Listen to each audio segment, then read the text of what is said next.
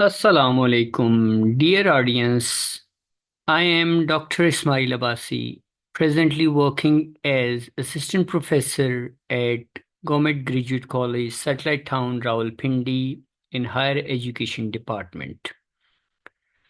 Today, in this session, I'm going to talk about the process of paragraph development. As you know, in technical writing, content writing, academic writing, or any other sort of formal writing, the most significant thing is to compose a paragraph according to a set pattern that is acceptable in academia. In order to do it, we have to follow certain ideas, concepts, and procedures. First of all, let's see what a paragraph is. In written form, English is divided into paragraphs to distinguish one main idea from the other main ideas. The paragraph is the basic unit of composition.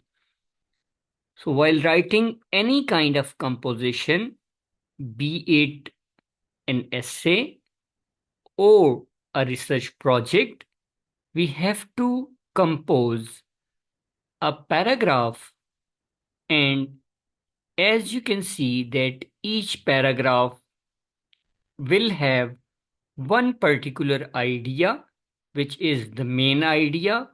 Whenever a new paragraph starts, a new idea starts as well. So a paragraph is a group of sentences which develop one central idea. The central idea is usually stated in a topic sentence. Every sentence in the paragraph must help the development of the topic sentence.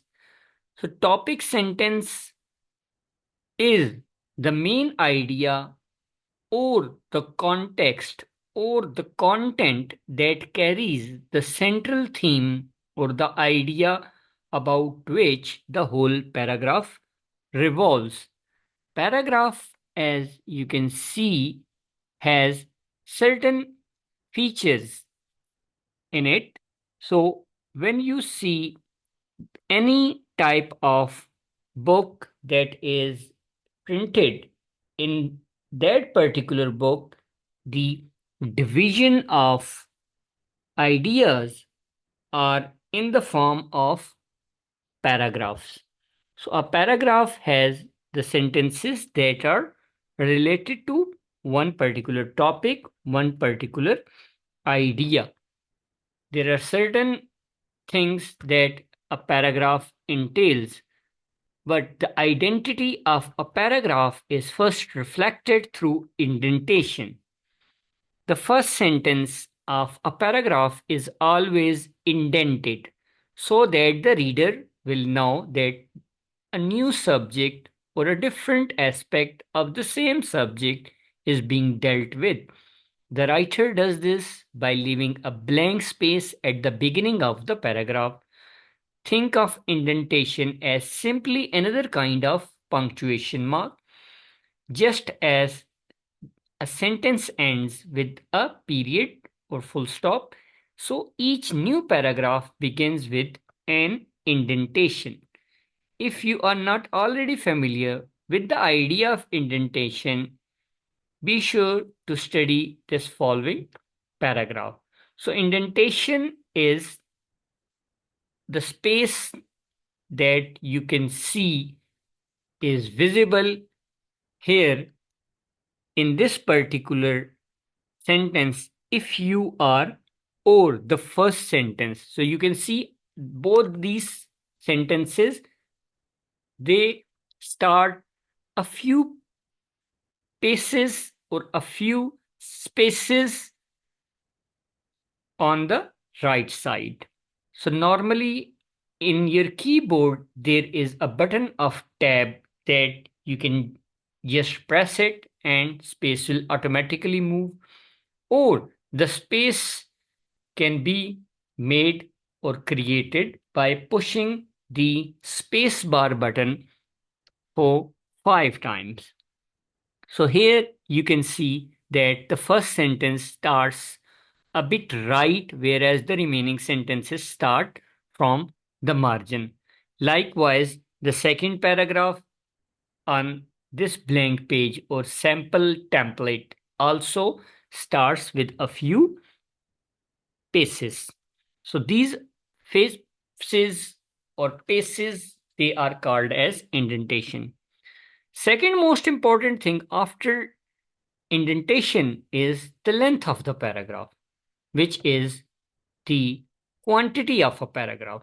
How many words should a paragraph entail? A paragraph may vary in length. Some paragraphs are quite short, others are extremely long.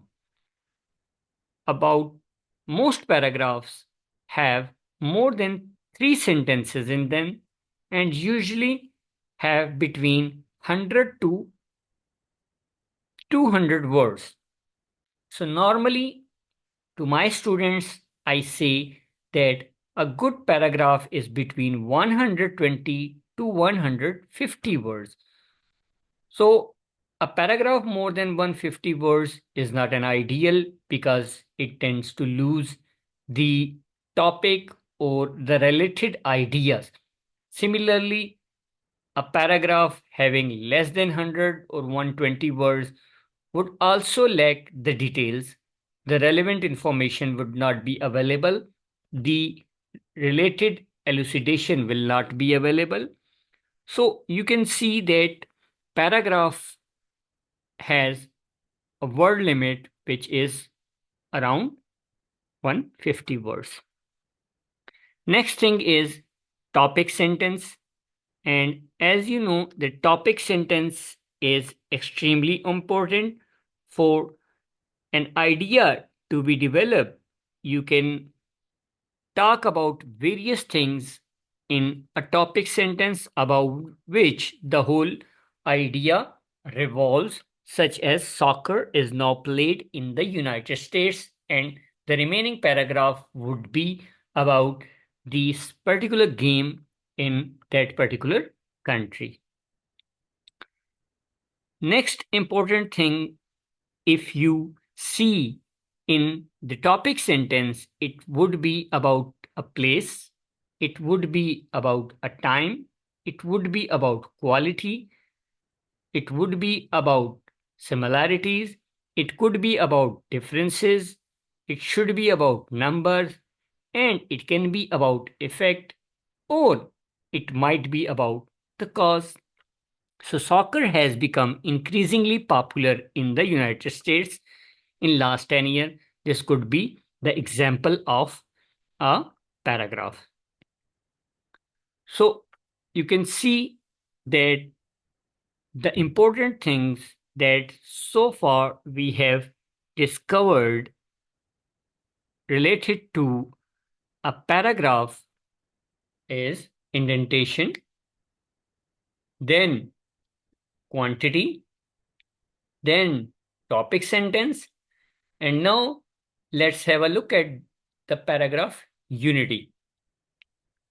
Remember that besides the topic sentence, a paragraph includes several other sentences which in some way contribute to or support the idea in the topic sentence. In other words, all these sentences must be related to the topic and must therefore refer back to the topic sentence. Notice the arrow in the following diagram. So here you can see that topic sentence, the next sentence would be the supporting sentence, and the next 3 sentences would also be related topic sentences.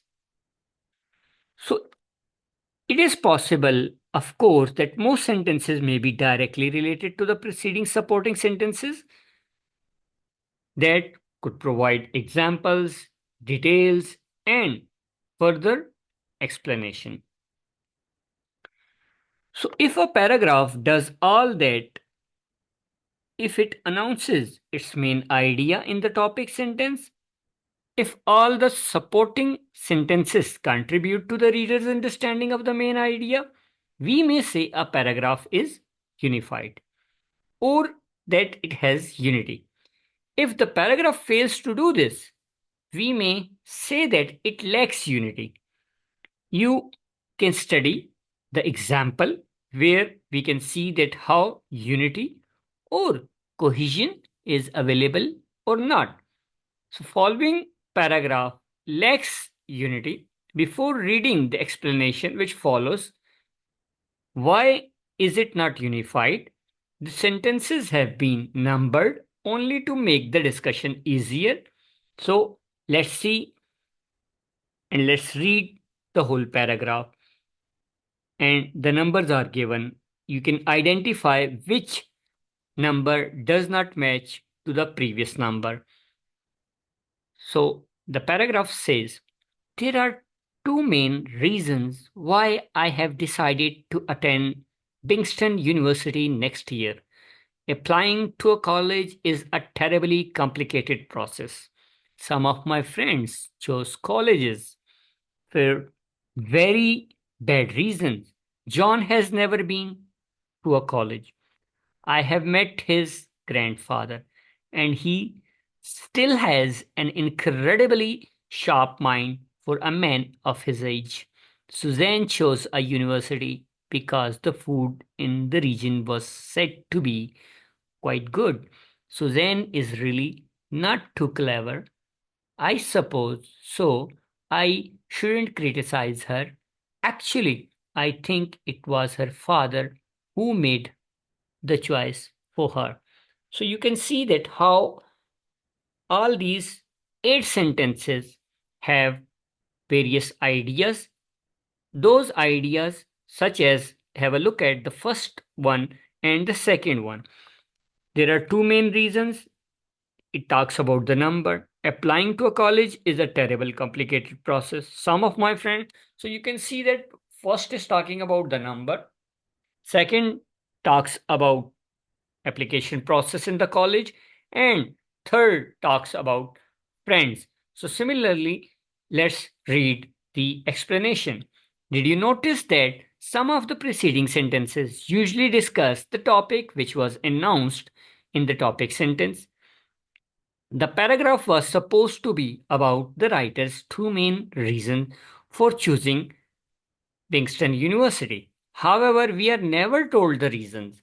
The author mentions many unrelated things: his friends John, John's father, his friend Suzanne, Suzanne's stupidity, and so forth, but not the two main reasons for choosing Bingston University.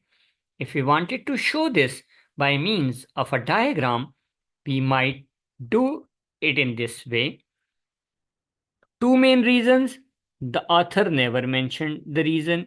Difficulty in applying, the second. Third, my friend's reason. Fourth, John hasn't. Fifth, John's grandfather. Sixth, Suzanne. Seventh, Suzanne's stupidity.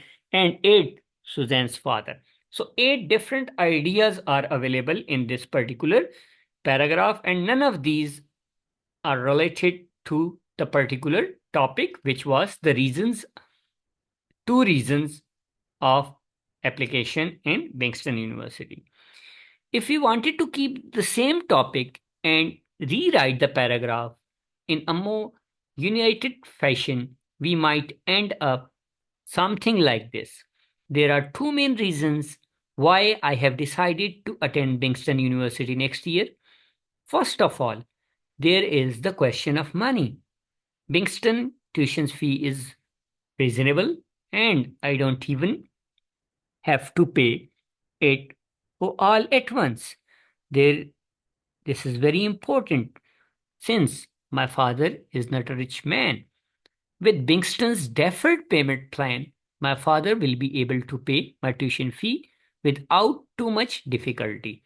The second reason is the fine education which I feel I will receive there in agriculture, my chosen field. It is well-known fact that Bingston hires only the finest professors in an agriculture department. Moreover, the university requires all the agriculture students to gain practical experience by working on local farms while they are still going to school. So you see that how this whole paragraph is relevant. It is about the reasons, two reasons of applying in Bingston University. The first reason was the reasonability of tuition fee, and the second reason is the fine education system and selection of excellent available faculty in the Department of Agriculture. So here you can see the two main reasons. First of all, financial consideration, reasonable tuition fee, and deferred payment plan. The second reason includes quality education, fine teachers, and practical experience. So notice that in the rewritten paragraph, the writer gives us both reasons and comments on both of them. Nothing is extra, nothing is irrelevant to the topic announced in the topic sentence. The paragraph is unified. This means that the reader will have no trouble quickly understanding what the writer is trying to say. So, in today's session, we talked about the development of a paragraph, and unity is one of the significant factors in a paragraph where one thought is reflected in a paragraph, and each sentence, each heading, each subhead have its own paragraph in itself. Sentences must be closely connected with the main topic of the paragraph, and the paragraph and each part of it must be the expression of the theme or the topic. A good practice is to read a chapter in a book, give it a short heading or title to each paragraph, which will express in a word or brief phrase the subject of the paragraph. Next thing in writing a paragraph is order. The second principle of paragraph construction is order, that is, logical sequence of thoughts or development of the subject. Events must be related in order of their occurrence, and all the ideas should be connected with the leading and arranged according to their importance as order. Third thing, according to Rin Martin, is variety or variety. A third principle of paragraph construction is variety, by which means they avoid monotony. The paragraph of a composition should be of different lengths and not always the same sentences or construction. To sum up, the essential of a good paragraph construction are unity, a good topic sentence, logical sequence of thoughts, variety, full and rounded final sentence in conclusion. So, in today's session, we talked about the development of a paragraph, which includes indentation, which includes length, which also includes topic sentences, and which entails unity of ideas, which includes order, and which includes variety. So a paragraph is written form is divided around main ideas or relevant idea. So if you have any further question related to the development of paragraph, you can reach me out in the comment section below. So stay happy and make others happy. Stay blessed.